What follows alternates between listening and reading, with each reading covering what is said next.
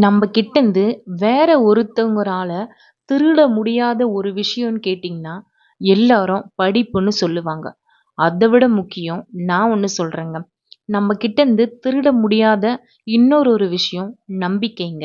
உங்களோட நம்பிக்கைய இந்த உலகத்துல யாராலயுமே திருட முடியாதுங்க. மத்தவங்க உங்கள நம்பலனா கூட பரவாயில்லங்க. ஆனா, நீங்க உங்கள நம்பலனா, அதுதாங்க உங்களோட தோல்வியின் முதல் காரணமே. அங்க இருந்து மட்டும் தாங்க உங்களுக்கு தோல்வியே ஸ்டார்ட் ஆகுது. முதல்ல உங்கள நீங்க நம்பணுங்க. அதுக்கப்புறமா தான் அடுத்தவங்க உங்கள நம்புவாங்கங்க. இங்க வாழ்க்கையே எல்லாருக்கும் சோதனையா தாங்க இருக்கு. வாழ்க்கையில சோதனை வராத நாளே கிடையாதுங்க. நம்ம ஒரு முயற்சி செய்றோம்னா, அதுக்கு பல பேர் சொல்லுவாங்க. இது உன்னால முடியாது. இது உண்மையா உன்னால முடியாது. இதுக்கான ஆளெல்லாம் நீ கிடையாது. உன்னால இதெல்லாம் செய்யவே முடியாது. அப்படின்னு சொல்லுவாங்க. ஆனா, நான் கேட்கிறேன். இத எப்படி அவங்க சொல்லலாம்? அவங்களுக்கு என்ன தெரியும்? இது என்னால முடியுமா? முடியாதா? இத நான் ஃபினிஷ் பண்ணுவேனா? இதுல நான் ஜெயிப்பனா? ஜெயிக்க மாட்டேனான்னு முடிவு பண்றதுக்கு அவங்க யாரு? இது என் கதை. என் கதையில நான் தான் ஹீரோ. நான் தான் ஹீரோயின். இது என்னால முடியுமா? முடியாதா? இந்த விஷயத்துல நான் ஜெயிப்பனா? ஜெயிக்க மாட்டேனான்னு நாம தாங்க முடிவெடுக்கணும். இது நம்ப வாழ்க்கைங்க. அடுத்தவங்க நமக்கு என்னங்க சொல்றது? உன்னால இது முடியாதுன்னு. ஸோ, என்னால இது முடியும்ன்னு ஒரு நம்பிக்கைய நீங்க வச்சுட்டீங்கன்னா, வாழ்க்கையில சோதனை அப்படின்றது உங்க கிட்ட கூட வராதுங்க. வெற்றியாளர்களின் ரகசியம். ஏன் சில பேர் மட்டும் வெற்றி பெறுறாங்க? அவங்களால மட்டும் எப்பவுமே ஜெயிக்க முடியுது அப்படின்னு என்னைக்காவது யோசிச்சிருக்கீங்களா? ஏன்னா, அவங்க தோத்து போனா கூட, அதாவது தோல்வியில் விழுந்த போதிலும், நான் மீண்டும் எழுவேன் என்ற நம்பிக்கையை அவங்க ஒருபோதும் கைவிட்டதே இல்லங்க. அந்த நம்பிக்கையே அவங்கள வெற்றிக்கு அழைத்து செல்லுங்க. ஸோ, நீங்க தோத்து போனா கூட, நீங்க சொல்ல வேண்டிய ஒரே ஒரு ஸ்லோகன் என்ன பார்த்தீங்கன்னா, "விழுந்த போதிலும் நான் மீண்டும் எழுவேன்" என்ற நம்பிக்கையோட அந்த நாள நீங்க எழுந்து கடந்து வாங்க. நிச்சயமா நீங்களும் அந்த வெற்றியாளர்கள் லிஸ்ட்ல இருப்பீங்க. உங்களுக்குள் இருக்கின்ற சக்தி. நீங்க நினைப்பத விட உங்களுக்குள்ள அதிக சக்தி இருக்குதுங்க. அத நீங்க புரிஞ்சுக்கினீங்கன்னா, இன்னைக்கு நீங்க யாரா இருந்தாலும் சரி, நாளைக்கு நீங்க ஒரு வித்தியாசமான நபரா மாறுவீங்க. ஒரு நாள் எல்லாரும் உங்கள பாராட்டி சொல்வாங்க. "அவன் முடிச்சுட்டான்டா. அவன் சாதிச்சுட்டான்டா. அவன் நெனச்சத செஞ்சு காட்டிட்டான்டா" அப்படின்னு சொல்லிட்டுன்னு நிச்சயமா ஒரு நாள் எல்லாரும் உங்கள பார்த்து சொல்லுவாங்கங்க. இது நிச்சயம் நடக்கும். நம்பிக்கை இருந்தா இது நிச்சயம் நடக்குங்க. உங்களுக்கு உதாரணத்துக்கு ஒரு கதையோட ஆரம்பிக்கிறேங்க. நாராயணமூர்த்தி எத்தன பேருக்கு தெரியும் அப்படின்னு எனக்கு கமெண்ட்ல பண்ணுங்க. இன்ஃபோசிஸோட நிறுவனர் தான் நாராயணமூர்த்தி. ஒரு காலத்துல நாராயணமூர்த்தி அப்படின்றவரு ஒரு நார்மலான நடுத்தர குடும்பத்தை சேர்ந்தவரா தாங்க இருந்தார். ஸ்கூல்ல நல்லா படிப்பாருங்க. ஆனாலும் அவருக்கு அந்த வாழ்க்கை வந்து ஈஸியா இருந்ததில்லைங்க. வாழ்க்கையில கஷ்டம், குடும்பம் நடுத்தர குடும்பம், எல்லாரும் மாதிரியான கஷ்டமான குடும்பம் தாங்க. ரூ. 1 கூட இல்லாத ஒரு மனிதர் இன்னைக்கு கோடிக்கணக்குல ஒரு தொழிலதிபருங்க. ஒரு நாளைக்கு 3 வேள சாப்பாடு கூட இல்லாம திண்டாடிய ஒரு நபர் இன்னைக்கு கோடிக்கணக்குல பணம் செலுத்துற ஒரு நிறுவனத்தோட தலைவருங்க. யாருன்னு தெரியுமா? அவர் பெயர் தாங்க நாராயணமூர்த்தி. நம்ம இன்ஃபோசிஸ் நிறுவனத்தோட தலைவர் அவர்தான். இந்த கதைய ஆரம்பிக்கும்போது, இது வந்து வெறும் கதை கிடையாதுங்க.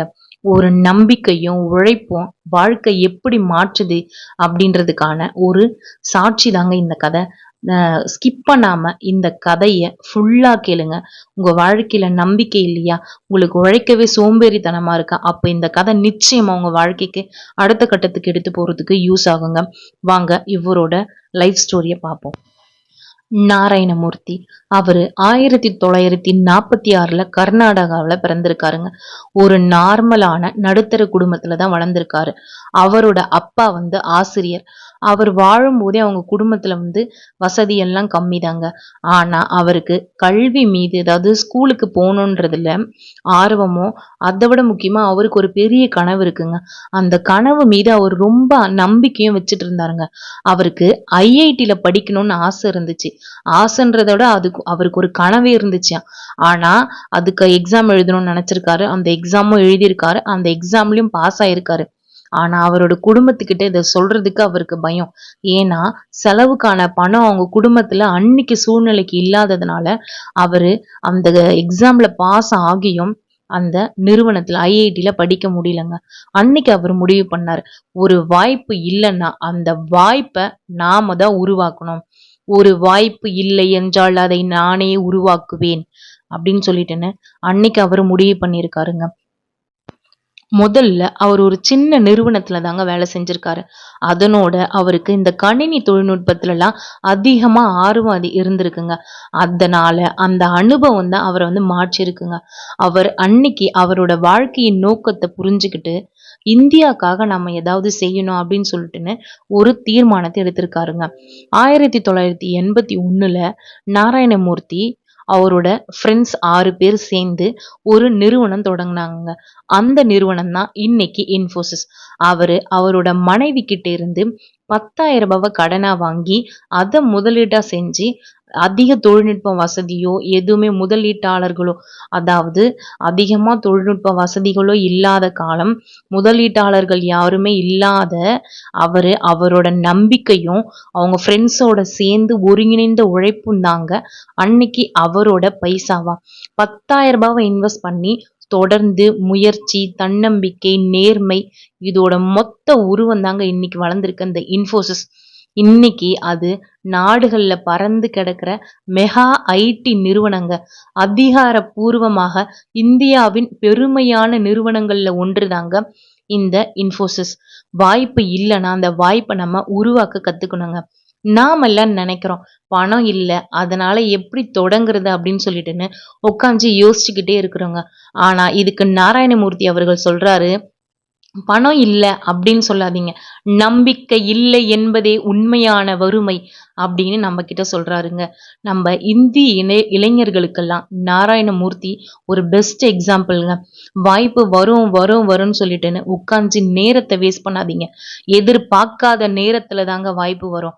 ஆனா அதுக்குள்ள நாம தான் நம்ம தயாரா வச்சுக்கணுங்க. இதையும் நாராயணமூர்த்தி தாங்க நமக்கு சொல்றாரு. சோ இன்னைக்கு நீங்க சின்ன இடத்துல இருந்திருக்கலாங்க. உங்க கனவு பெருசா இருக்கலாம். ஆனா உங்களுக்குள்ள இருக்க நம்பிக்கை குன்றாம குறையாத பட்சத்துல நீங்க இருந்தீங்கன்னா நாளைக்கு இந்த உலகமே உங்களை தேடி வந்து உங்களுக்கு உதவி பண்ண நிக்குங்க.